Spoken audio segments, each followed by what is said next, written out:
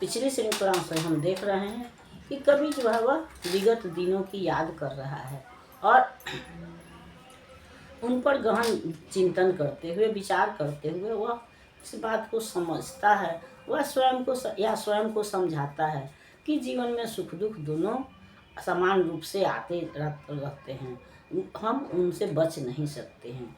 उदाहरण के लिए वह प्रकृति को ही लेता है और वह कहता है कि अब जो है वह जाड़ा बीत रहा है, बसंत ऋतु आ रहा है, इसलिए अब बादलों का जो गर्जन था, बादलों का जो दल था, वह अब धीरे धीरे बादलों का आतंक समाप्त हो रहा है। अब और सुनहरी धूप निकल रही है और तब उषा कह रही है कि केवल बादलों का ही नहीं, हमारा भी इस दुनिया में अस्तित्व है।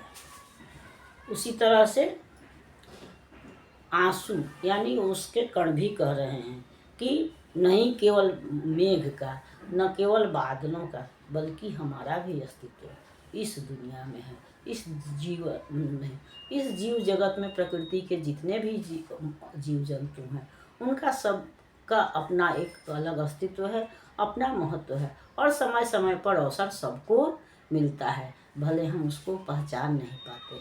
और अभी कभी वही है, आत्मविश्लेषण करते हुए इसी बात को सोचता है कि वह छोटी सी चिड़िया भी, चूँकि बसंत आ रहा है तो वह खुश है और लग रहा है कि वह फुदक करके कह रही है कि जब बादलों के करकराने से, बादलों के बरसने से चिड़िया दुबक कर छुप जाती है, लेकिन अब वह खुश होकर निकली है, उसके बुरे दिन बीत चुके हैं और तब वह कहती है कि केवल बादलों का नहीं, हमारा भी अस्तित्व है। और हम यह भी देखते हैं कि एक समय ऐसा भी आता है कि बड़े बड़े लोग जो हैं वह दब जाते हैं और छोटे लोग या कम शक्ति वाले लोग भी उभर कर सामने आ जाते हैं।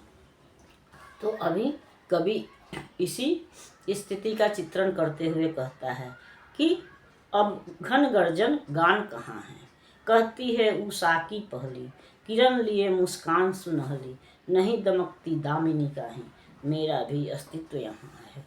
अब घन गर्जन गान कहाँ है, कहता एक बूंद आंसू झर, पलक पंखुड़ी से पल्लव पर, नहीं मेरे मेह के लहरों का ही, मेरा भी अस्तित्व यहाँ है। अब घन गर्जन गान कहाँ है, टहनी पर बैठी गौरैया, चहक चहक कहती है भैया, नहीं करकते बादल का ही, मेरा भी अस्तित्व यहाँ है। अब घन गर्जन गान कहाँ है। तो वही है कि अब बादलों का गर्जन समाप्त हो गया है, आसमान साफ हो गया है, धीरे धीरे बसंत ऋतु आ रही है, इसलिए छोटे छोटे जीव जो हैं वह बसंत ऋतु में दिखाई पड़ने लगते हैं। आकाश भी साफ होता है, बादलों से ढका रहने पर सूर्योदय दिखाई नहीं पड़ता है, लेकिन अभी उषा की जो किरण है वह मुस्कुरा कर कह रही है कि इस आसमान में, इस दुनिया में न ही केवल दमकती हुई दामिनी यानी बिजली का ही अस्तित्व है, बल्कि हमारा भी अस्तित्व इस दुनिया में है।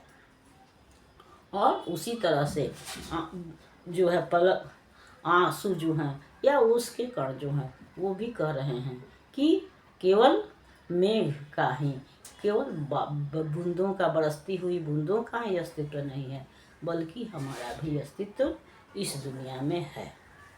टहनी पर बैठी हुई गौरैया भी चहक रही है और चहकते हुए कह रही है कि केवल करकते बादलों का नहीं, हमारा भी अस्तित्व है, हमको भी अवसर मिलता है।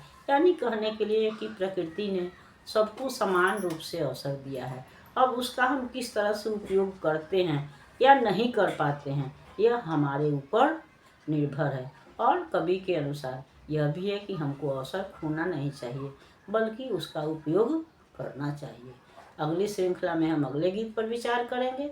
तब तक यह श्रृंखला आपको पसंद आती है तो लाइक कीजिए, सब्सक्राइब कीजिए। मिलते हैं अगली श्रृंखला में, तब तक के लिए धन्यवाद।